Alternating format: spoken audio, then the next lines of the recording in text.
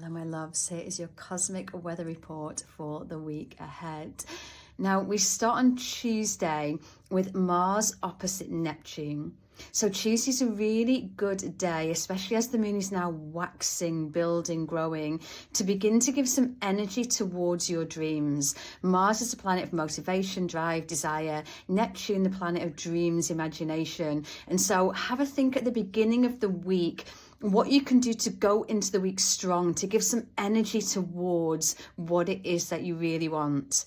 Because then on Wednesday is the big news of the week. We have the sun moving into Virgo, and here is your public service announcement that Mercury will station retrograde in Virgo on the same day. First of all, the sun moving into Virgo. Now, this brings us Virgo season and the end of summer season. This is a really beautiful time now for beginning to gather ourselves back after a really, really busy summer, getting back on track, starting to take care of ourselves again, taking care of our health, perhaps getting into a meditation practice again, getting back into a routine again. It always brings kind of a back to school feeling, does this time of year. But it's a really beautiful time to not only regather and come back to yourself if you've had a really busy summer, but also to look at what do I need to be doing now to still be able to achieve what I want to this year. So what can you knuckle down to? What can you put some energy and focus into? What can you really work towards now to ensure that you finish this year on a high? Now, also at this time of year, nature drops seed heads, so that as these seed heads go back into the earth, this is what is going to grow next year. So it's a really beautiful time to put things in place now that are going to support you to grow into next year and beyond. Now, Mercury is going to go retrograde on this same day, and it's going to happen in Virgo. As much as Mercury retrograde gets a bad rap, and we like to tongue-in-cheek blame Mercury retrograde for everything, this retrograde is going to bring an awful lot of healing. So Virgo is the healer of the zodiac, the kind of earth goddess energy of the zodiac. And Virgo gets a bit of a bad rap for being picky and perfectionist, which can be true. But Mercury retrograde happening in Virgo is going to give us this really beautiful opportunity to explore our limiting thoughts, our perfectionisms, our sabotages, the way that we hold ourselves back. And so in a Mercury retrograde, it's really important that we go in and we check in with our inner narrative, how we're talking to ourselves. And so if you do have that little voice all the time that's telling you you're not good enough and this isn't good enough and you could have done that better, or you can't start it until it's perfect, this retrograde is going to give us a really beautiful opportunity to hear, to recognize, to listen to these little inner voices and begin to change the narrative and write a new story, a healing story, a story where we encourage ourselves, where we stick up for ourselves, where we know it doesn't have to be perfect, and it never is going to be completely perfect, where we begin to talk nicely to ourselves and kindly to ourselves. And so as challenging as the start of this retrograde might be, where all of those kind of inner critic voices come up and everything stirs, it's a beautiful time to pause and check in and go, wow, that's that little voice that's following me around, talking to me all the time. Let me begin to make my inner world a more supportive and beautiful place to be. So use this retrograde to really begin to change your inner narrative, to flip the script on that little voice that's always questioning and picking, and instead find a very deep healing around this. Every time you notice yourself in a negative thought spiral, drop a really positive thought in there. I can do this. I'm trying my best. It's all going to be okay. So this retrograde is actually going to bring a really powerful opportunity for a lot of inner healing, especially around our inner story and our inner narrative. Now then, on Thursday, we get the first quarter moon in Sagittarius. The first quarter moon is the time of the lunar cycle where everything starts to come together. So we set our intentions at the Leo new moon. Now we start to really say yes to everything. We let ourselves be seen. We let ourselves shine. Now this is going to really kind of feel a bit opposing when Mercury is just stationed retrograde. But the moon in Sagittarius is about wisdom and exploration and discovering new things.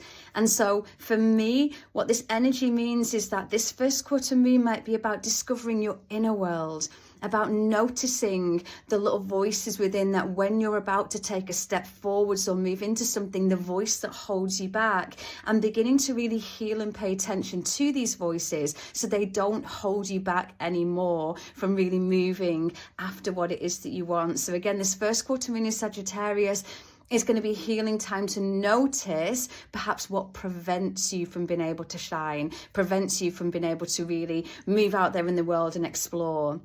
And it's also a really great time to gather information, to go into your inner world, to gather some new knowledge, some new wisdom, some new information. And that might be about yourself, or it may be something that you need to gather to help you towards what you want. You need to study something new, learn something new, explore something new. We're going to have a really beautiful couple of days around the middle of the week for insight, inspiration, and kind of gathering this, especially as Mercury retrograde takes us inwards, takes our communication inwards. So really feel into what is it that you can begin to gather within you when it comes to information, wisdom, knowledge. Can you read something new, explore something new, have some conversations around something new? It's going to be a really powerful time again for building that inner story. Now, Saturday, we get the Sun opposite Saturn. This is going to be a really beautiful day working with all of this energy where the Sun is how we're here to shine. It's our personality, it's our ego.